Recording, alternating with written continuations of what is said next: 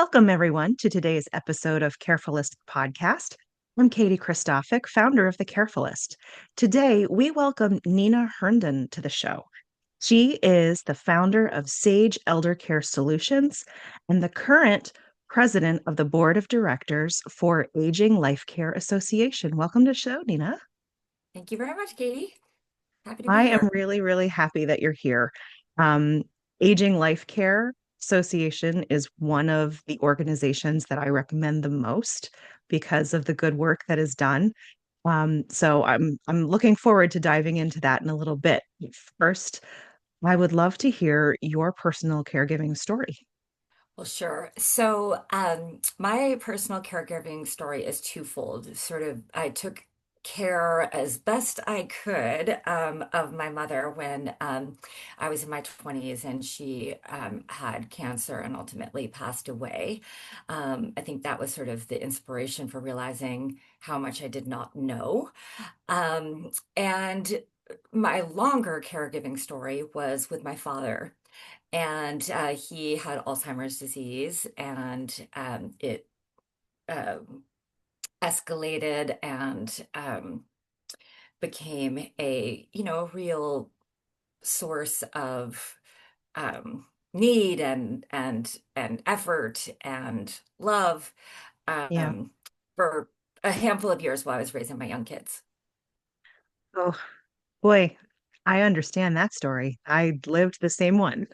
Mhm. And it's extremely difficult to juggle all of that at once. Yes, yes.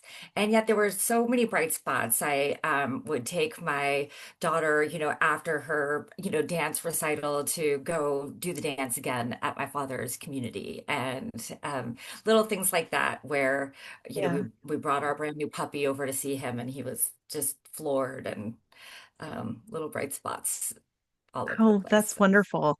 I I know for a fact that he loved to see your daughter dance. Were there other people in the community who got to watch as well? Did she put on like a little show? Yes, I mean, as much as people were interested, she Yeah. was there. She was there to, to give the dancing and take whatever attention came back in return. Yeah. Oh, that's so much fun. Wow, you just jogged a memory for me. When I was a kid, I played the violin and my grandmother volunteered at a local nursing facility, and she would Mm. take me around and have me play for people that she would work with, that she would talk to about me, and they would ask, oh, could she come and play? So we would have some interaction, and they sometimes would request something. Sometimes I would know it, sometimes I wouldn't. But That's so wow, sweet. that was, oh my gosh, I completely forgot I did that. So thank you for bringing that up. Oh, it's really lovely. Those moments are really deep-seated in my kids, I believe, now. Absolutely. Well, and I was just thinking that, like, how early I was introduced to Hmm. that area of the community and how important it is to continue to bring life into where they are. Yeah. Sometimes I worry about having people who, have a similar condition and being in the same, community because there's not sort of the diversity of interaction like you Mm. would see in a community. And so I think we have to work really hard to make those spaces interactive, alive with all kinds of activities and interests and all kinds of generations. Yes, absolutely. I am curious about um, the puppy. Did you have to get permission to bring the dog in to see him? Are some facilities maybe more amenable to that than others? I'm sure some more than others. Fortunately for the community that my father was in, they welcomed the puppy. I came to see my dad quite often with my kids, and so was often Yep. sort of like what she got in her bag of tricks today kind of Right. attitude towards me. Well, and that makes a big difference. The building a relationship with the people who are involved in your loved one's daily care when they're in a facility, it benefits everyone.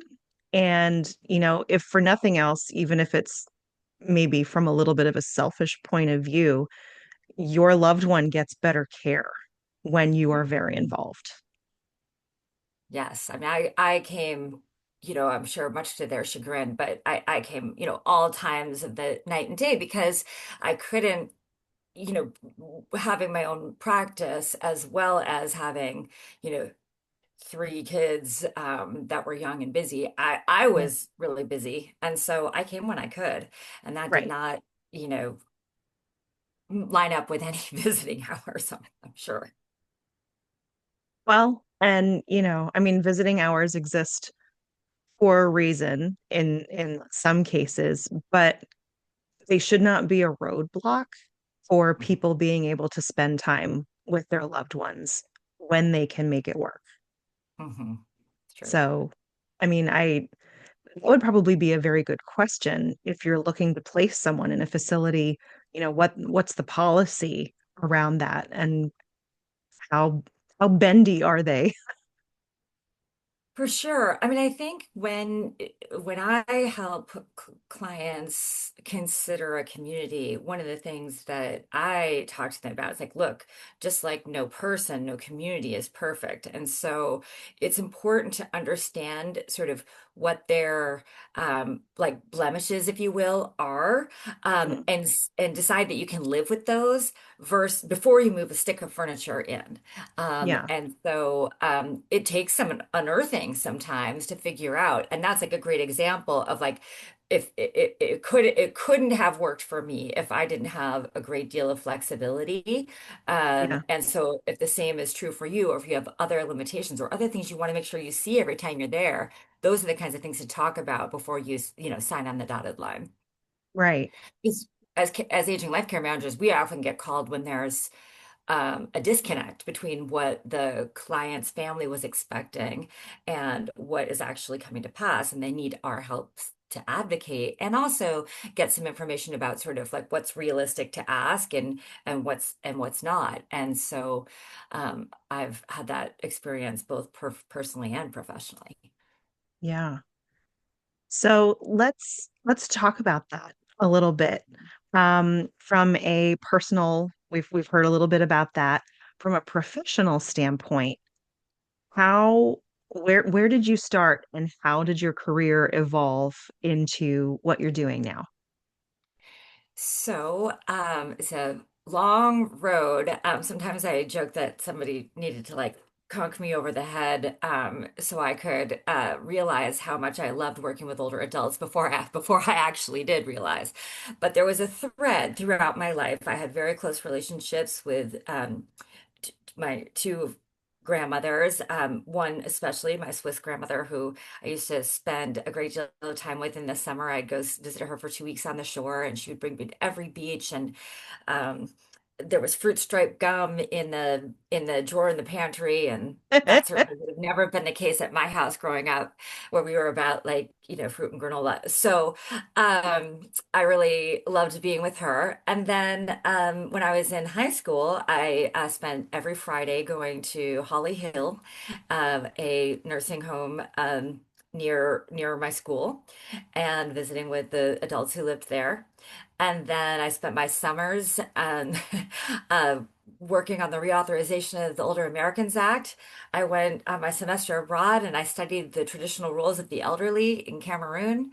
But still, somehow, I developed a total career around public relations and public affairs without really understanding that my North Star, where I wanted to be ultimately, was working in the field of elder care. That's where I've been for the last 25 years, but it took me one full career to figure that out. I'm chuckling because I resonate with that on every level. I when I was a kid, I loved spending time with our neighbors and the older adults in my family. As Mhm. we just talked about, I just remembered I spent a lot of time with my grandma doing stuff, in volunteering. And then I ended up as a communications major and communications and marketing PR professional for nearly 20 years before I started doing this. So, Wow. Wow. you There know, is a lot of parallel there. yeah, it's funny because I think at the crux of it is people, Hmm. right? And just trying to figure out, okay, well, I like people. I like hearing their stories. I want to make sure that everyone is on the same page and everybody is heard. And how does that translate to personal experience? And my personal experience is very similar to yours when it comes to hair and folks getting older. And here we are. Yes, I have found my right livelihood for sure. Yeah. Oh, same. I love doing this more than I have ever loved doing anything else. That's really special. And often people comment to me, "Wow, you're so lucky that you found the thing that you're sort of meant to do." And Yeah. I do regard it as really, really fortunate. Yeah. It's it's a fun place to be. So you had a whole career before you landed where you are. Did Sage Eldercare Solutions come before the Hummingbird Project? Which one do you want to talk about first? Yes, Sage Eldercare Solutions came before the Hummingbird Project, and it's an aging life care practice based in the San Francisco Bay Area. And our job is to problem solve, just like any aging life care managers out there. We have a team of folks, also they're very often individual practices, people coming from a health and human services background whose job is to help people navigate the challenges of aging. And that is definitely what we do at Sage Elder Care. And really, for me, it was about finding a way to shepherd people through this really hard time. Mhm. Both older adults. The thing I kind of naively didn't realize when I was starting out is how important the relationships with the adult children would be and how special they would be. Yeah. And so when I get into a room with an adult child who's worried about mom or dad, and you can feel sort of the fever pitch in the room go from, we're frenetic and stressed to, oh, there's somebody who's done this before and can guide me through this. And Mhm. um, that is a really great feeling when you can sort of be the source of the calm, Yeah. um, and you have ideas about how to, proceed. When often Right. people feel really lost. And I felt that way when I was caring for my father. I mean, I was so proud when I was taking care of my dad that I was like, oh, nothing can ruffle my feathers with him, because I know how dementia works, and he used to get me confused. I had a very young daughter, and he would always say, "Oh, is that your granddaughter?" And it used to drive me bonkers because I was a mom, like trying to take care of my own kid, and my father couldn't remember, and so it's very interesting how, even if you do have skills navigating that, they sort of go to the wayside when it's your own Mhm. person. And so I've had many an aging life care manager looking for somebody who does what we do wherever their parent lives, because it can be really helpful to have somebody else have an eye on the situation and be able to ground you and give you pointers and remind you that Yeah. this person's been robbed of their memory for sure, but also other cognitive things like judgment, Mhm. which is Yeah. what was missing with from my dad when he's saying his thing. Yeah. I remember there was a time my mom lost words really early. Hmm. And, it started with stuttering, and the stuttering became severe. And by the time she was done stuttering, trying to get out what she was trying to say, she forgot what she was trying to say. Oh. And so there was frustration for her. There was us trying to be helpful and help her get it out. But Hmm. then, like, we would try not to show our frustration. Like, what are you trying to say to us?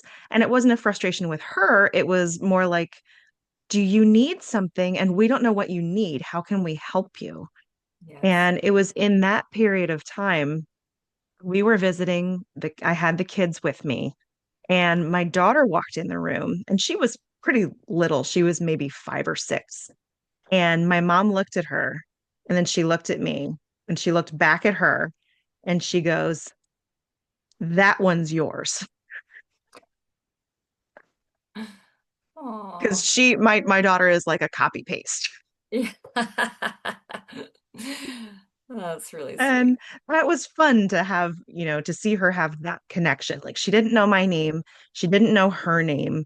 She really wasn't sure how we were all connected, but she knew we were.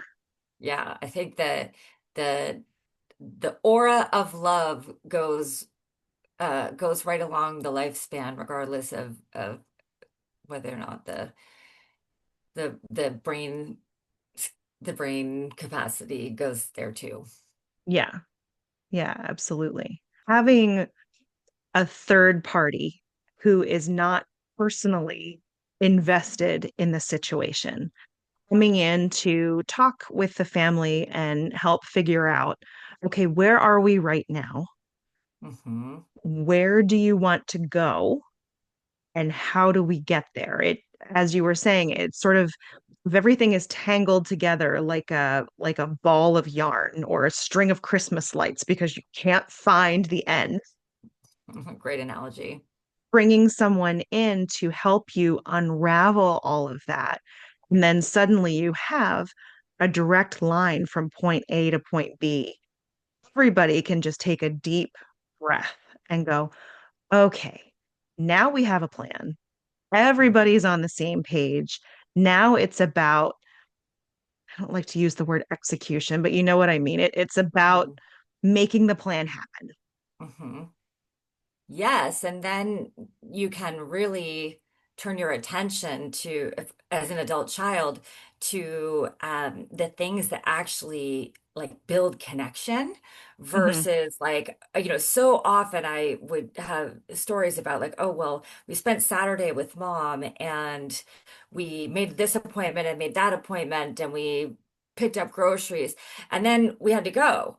And, Yeah, the ability to connect is sort of often overshadowed by the to-dos. So if you can have somebody who's lending a hand with some of those to-dos, it sort of gives room for people to get back to doing what nobody else can do, which is be your mom's daughter, be your right. mom's son, in that moment. So yes, I love when I see people who, feel a little bit relieved because they have an aging life care manager involved, and then their time is spent, gardening or going to a show or whatever it is that makes mom or dad tick, Yeah, and gives them a sense of purpose and meaning. And so that attention turns to quality of life augmentation versus like this being a patient and how are we going to be good patients and make sure we follow up because that's yeah, important too,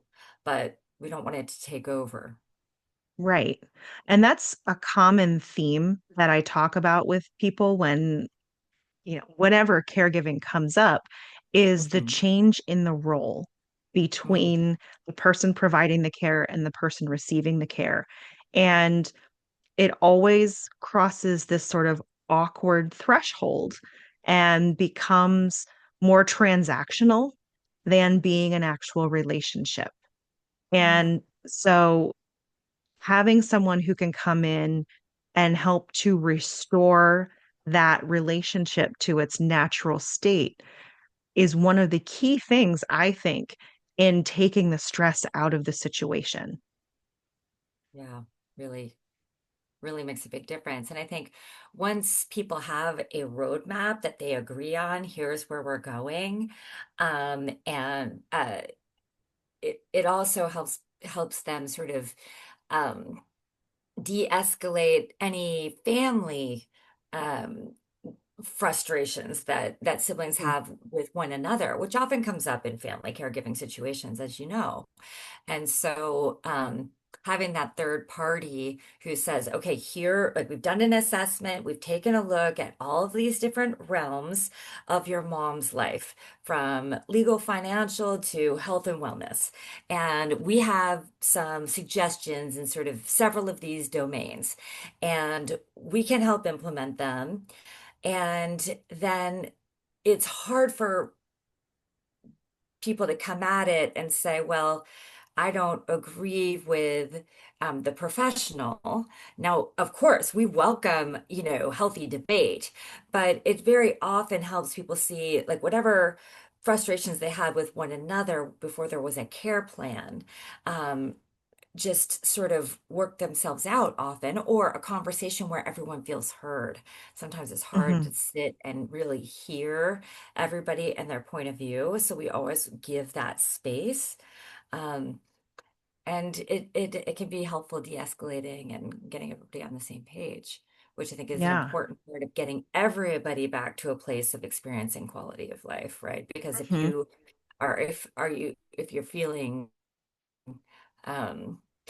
conflict, it's not necessarily a place of peace. And how do we focus on making things better? It sort of Right. sucks up all the energy in the room to have the friction. Yeah. And it heightens that fight or flight that you're already in because everything's been turned Mm, topsy-turvy yeah. because of a diagnosis or a fall or an accident of some kind. Hmm. For sure. Yeah. So let's go back to talking about Sage Eldercare specifically, because you mentioned you have three branches of service, and I thought it was really interesting the way that you approach care because it's basically a holistic approach. Thank you. So yes, we have at Sage, we have three distinct service groups. They are very like intertwined, but they are aging life care management, where it's really about problem solving and providing a roadmap and helping people implement the roadmap to the extent that they want our help. Then we have in-home care, and we really started that because we were referring the in-home care piece out to other organizations nearby, and very often they were doing a great job, but it was about the quality of care. Yeah. And so, sometimes that gets defined as like 3 meals and a bath. And it kind of was really hard for me to see that it wasn't part of the care provider's responsibilities to do, you know, things that engage the client. Hmm. And so that was gravy if it happened, but it wasn't Yeah. sort of part of their responsibilities. And so we felt like we could really change that dialogue a little bit to be like, if you're the one who loves to have a great day while you're at work, and it's about interaction and it's about interests and engagement, yes, the 3 meals and a bath have to happen too, but Hmm. that's not what it's about. Um, then, you're a right match for Sage. So that was sort of the reason that we felt like home care was something we wanted to add to our service offering. And then we just had this idea that there are lots, for many, what gives them a purpose, a sense of purpose and meaning is their interests, their passions, their hobbies.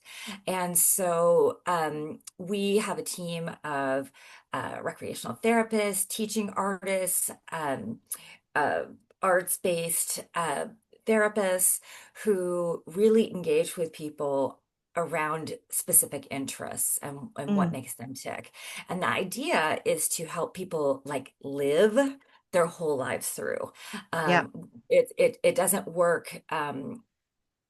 that we should stop sort of having access and interaction with the things that we really enjoy um, before we die. So, Right. so that's what the Hummingbird Project is all about, is really reconnecting with interests and passions, and making sure that those are a core part of life, even if it has someone has cognitive or physical limitations. And, Yeah. so that's our practice in a nutshell. And we feel really grateful to have the team who's in many ways has very much a similar path to yours and to mine, where they came from a family where they had really close relationships with grandparents or Mhm. exposure to older adults in their younger years, and it set them on a path to want to do this work.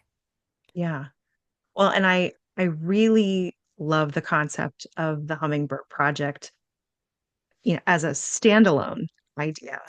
And hearing your story with caring for your dad really ties it all together, like the things that you would bring in to engage him and keep his interests and his the heart of who he was as a person, keep Mhm. that going. Um, it's fun to see the clear tie to the Hummingbird Project and what it is. Oh, that's interesting. Thank you for pointing that out. We actually had a hummingbird work with him also. Mhm. And my father was somebody who, was extremely, his whole identity was tied to his work life and him as a professional. And he worked in the realm of finance and accounting. And Mhm. so the hummingbird um, would take him out, and they would have him like working on problems. So even if it was as simple as, we're going to go to a park and we're sitting in a space where there are a handful of picnic tables, maybe Mhm. the conversation is about, well, let's have a company picnic here. This spot is so nice. How many people could we fit? How much food would we need? And just start to do the math of that. And Yeah. it would make him feel like he was doing something purposeful. My dad always wanted to Mhm. be working, he was hyper productive. And so gardening and getting his hands in the soil, and Mhm. I think they really made a big difference in sort of his sense of self, even though it may have been, diluted, or he maybe didn't remember the specifics. He knew that he Mhm. was a hard worker and that he wanted to be doing something purposeful. And our Yeah. hummingbird, um, Keisha, did an incredible job of doing that with him and for him. Yeah. That's amazing. I think, at the crux of who we are as humans, we want to contribute. Hmm. So it's really special to have someone around you who can help tap into whatever that is, because that really gets at the heart of the quality of life that you have, no matter how long you live. It's very true. Yes. And it means something different for everyone. Mhm. And so the interesting thing is, like, there are people who we've worked with who, oh, well, mom's not interested in that anymore, whatever it may be. And sometimes that is indeed the case. And sometimes it's like the interest has to shift a little bit in Mhm. order to let them have the freedom to, like, not maybe do it as well as they used to. Yep. And so that's part of, like, the Sherlock Holmes element, of both Mhm. care management and also of the Hummingbird Project and home care. When you walk into somebody's house, I mean, you are visiting their home, and it's important to understand sort of who they are and what what their sensibilities are, and to the extent that we can help them understand that before they ever, the care provider ever steps foot in a house, we're setting everybody up for success, and we're Yeah. hopefully making the person who's experiencing the care, like, taking some of the frustration away of having somebody in their house, because the person already sort of knows a whole bunch about them. Yeah. But it is because we really have to tap into, like, what matters for this person, because it's unique to everyone. Right. I'm thinking about a client who we had many years ago, and she had built this house, like really hand in hand with the architect, and it was her single most source of pride in her life. And she had a ritual of sitting out in her sunroom and watching the ocean, at the golden hour, and Yeah. having some wine and cheese and crackers. And the wine ultimately became a problem.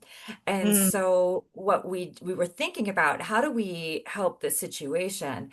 And after a little bit of experimenting and figuring out, it became clear that it was actually much more about the ritual than it was about the yeah. wine. And the wine had just sort of taken this outsized role Hmm. in this ritual. But once we sort of switched that out for something that tasted similar but didn't have alcohol, um, Hmm. it really sort of helped her double down on her love for the ritual, for the looking out over the ocean, for the things that really were at the heart of how that whole thing began. Um, Yeah. so tapping into sort of what matters for people, it can be just as simple as like, this is what I do every day, and it's part of who I am. It's for her, it was really a source of spirituality to look out Hmm. over the sunset and connect with nature and Yeah. feel like that the world was bigger than her. Um, Right. Yeah. My mom, always, always, always loved babies and young children, like mm, really loved them.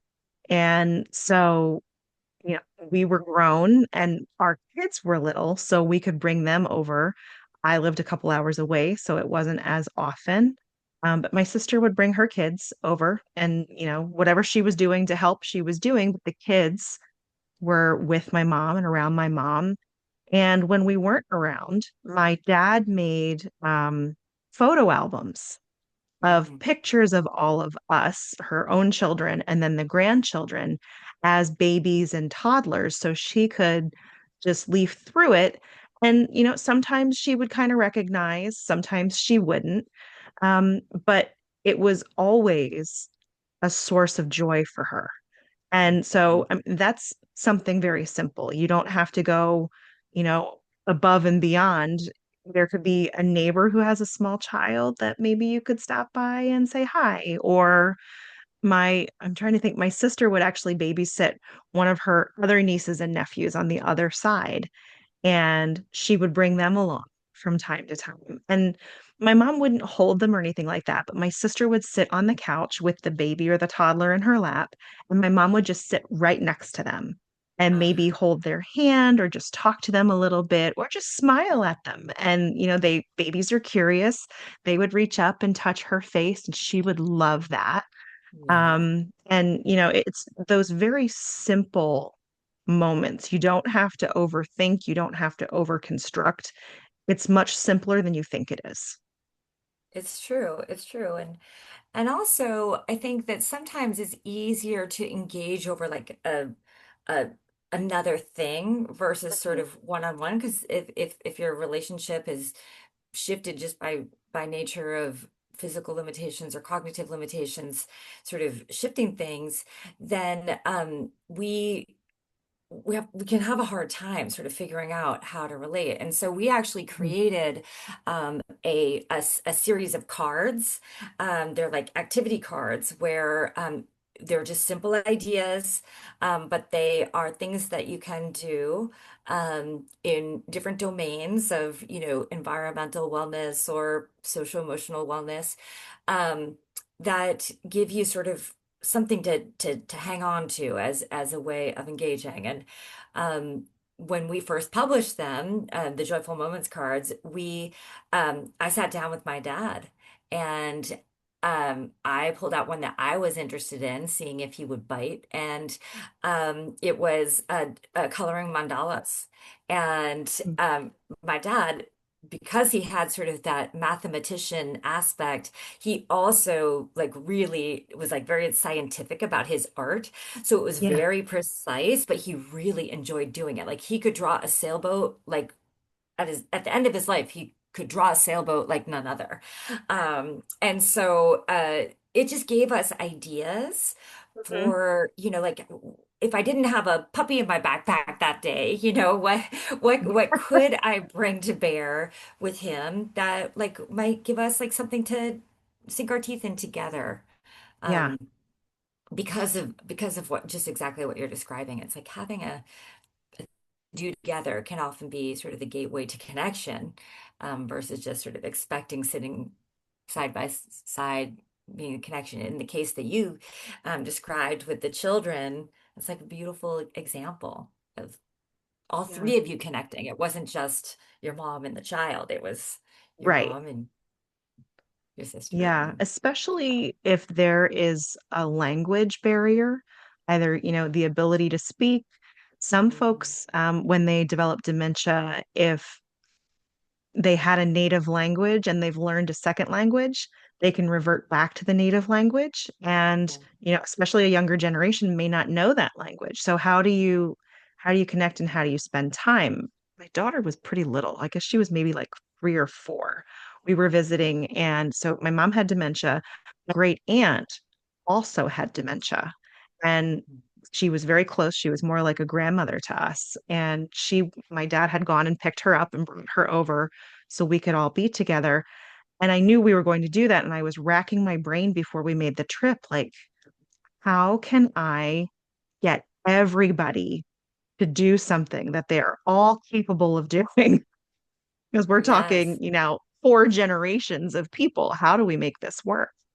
And at the time, my daughter really loved those break apart sugar cookies, like the Uh-huh. ones that, it tastes kind of like the box, but whatever. You break the dough apart and they have an image on them. So it's fun. It was springtime. So I think they had like Easter eggs or chicks or something on them. Hmm. And the three of them gathered around the kitchen table and they were breaking them apart and putting them on the tray. And I have a picture of the three of them working on it, and it's such a great memory for me. And Yes. at the same time, it's a weird memory for me because of the 4 generations of people, I'm the only one who knows it happened.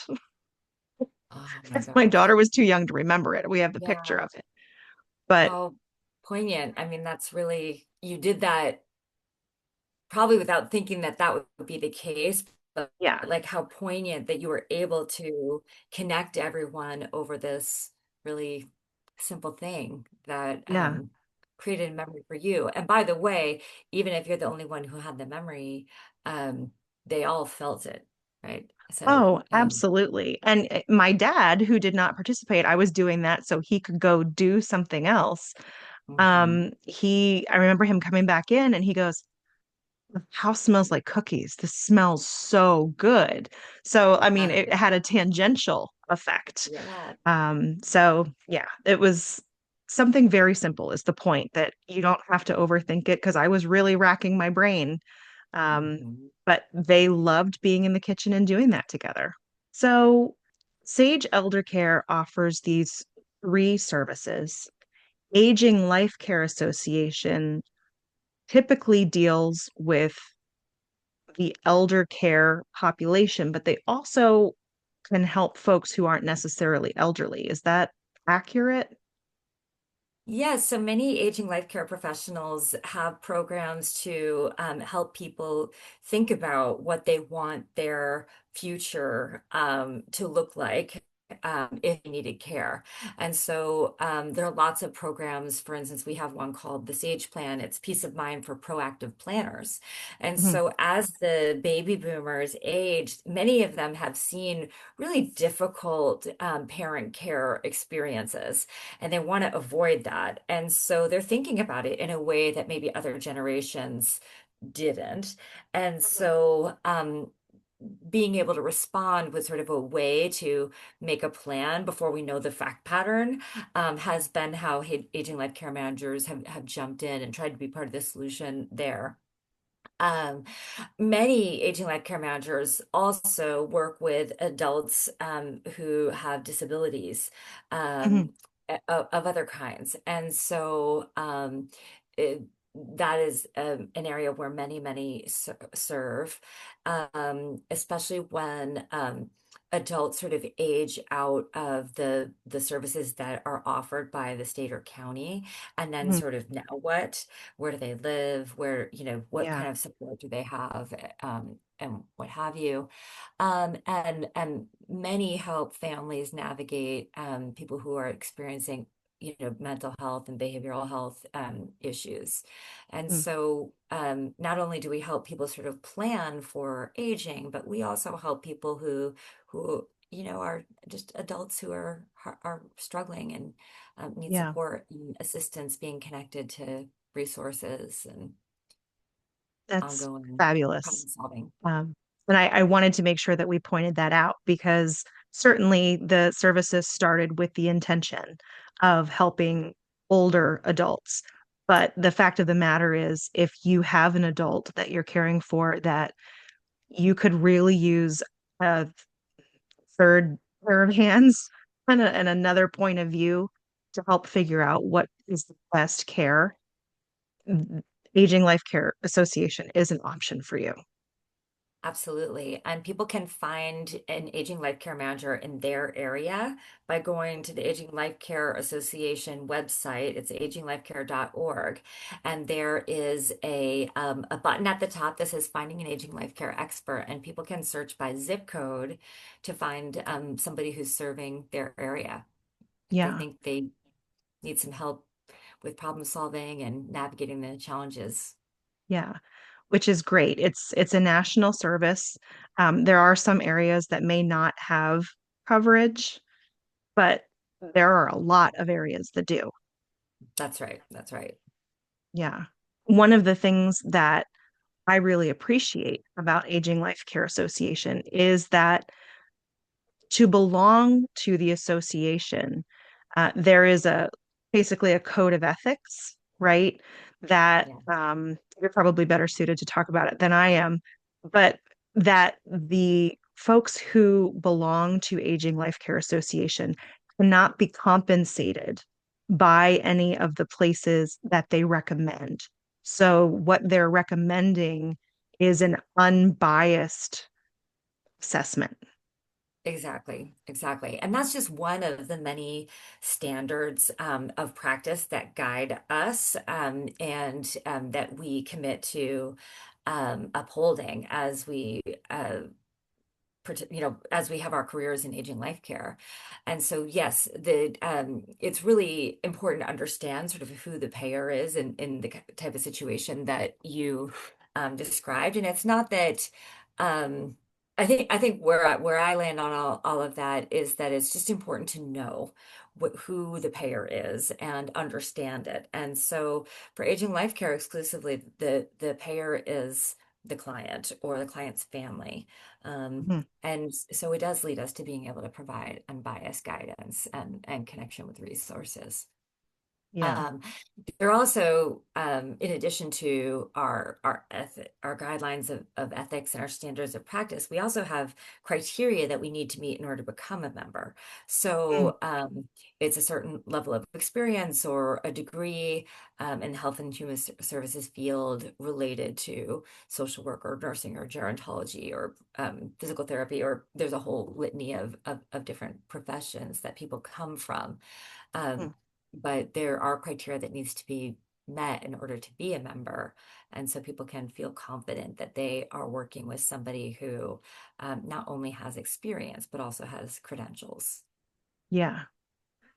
So where can people find your services? You mentioned you have the elder care um, locator is the word I was looking for. But what is the website? And we'll put it in the resources as well. Oh, sure. It's the Aging Life Care Association is aginglifecare.org.